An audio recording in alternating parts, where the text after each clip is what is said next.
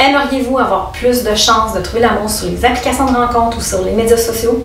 Eh bien, aujourd'hui, je vous donne 3 conseils pour vous aider dans ce sens.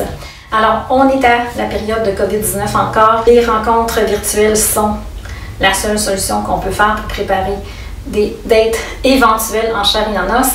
Alors, les conseils que je vais vous donner aujourd'hui sont bons pour cette période de confinement, mais aussi après. Alors, je suis Marie-France, coach amoureux depuis plus de 16 années et donc j'ai aidé des milliers de célibataires à trouver l'amour dans ma carrière. Je suis certifiée en PNL et en RSI. C'est 2 systèmes de développement humain qui donnent vraiment des résultats mesurables et durables pour aider la vie des gens.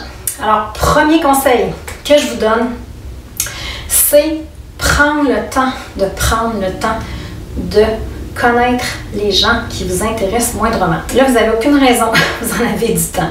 Alors, des fois, les gens me disent qu'ils font des rencontres, puis ils concluent vite que ça ne clique pas, puis ils passent au suivant.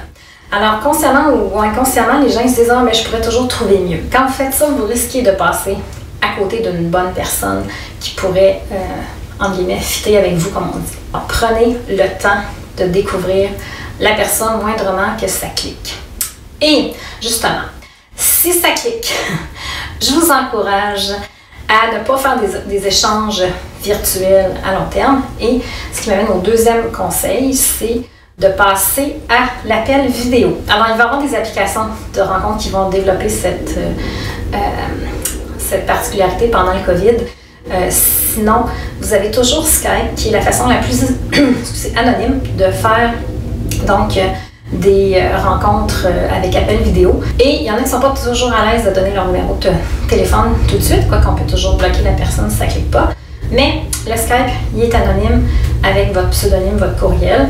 Alors, la conversation live, c'est ça qui permet de voir si vous avez vraiment un flow avec la personne, si ça clique, si vous aimez sa voix, son niveau de langage, la façon qu'elle est éduquée, comment qu'elle parle, est-ce que la voix qu'elle a, vous l'aimez ou elle vous tape sur les nerfs.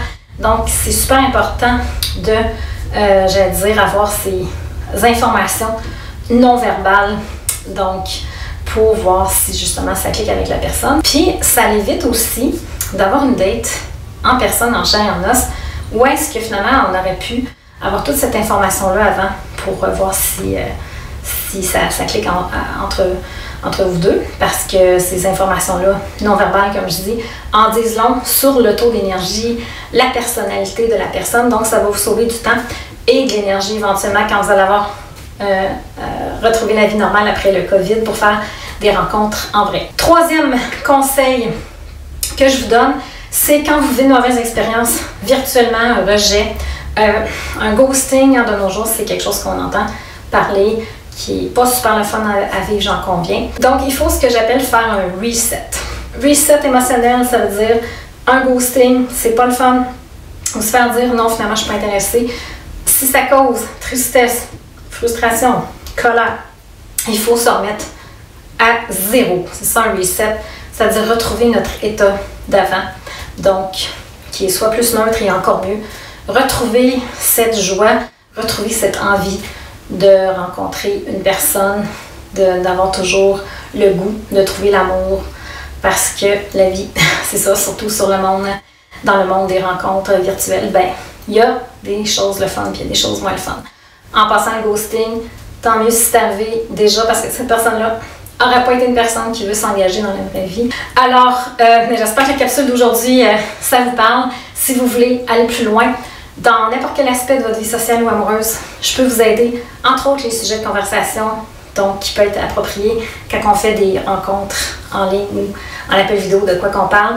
Alors, je vous invite à remplir sur mon site, donc de coach-amoureux.com, pour avoir un essai gratuit de 30 minutes qui ne vous engage à rien après.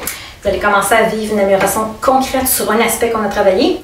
Et donc, je vous dis à la prochaine.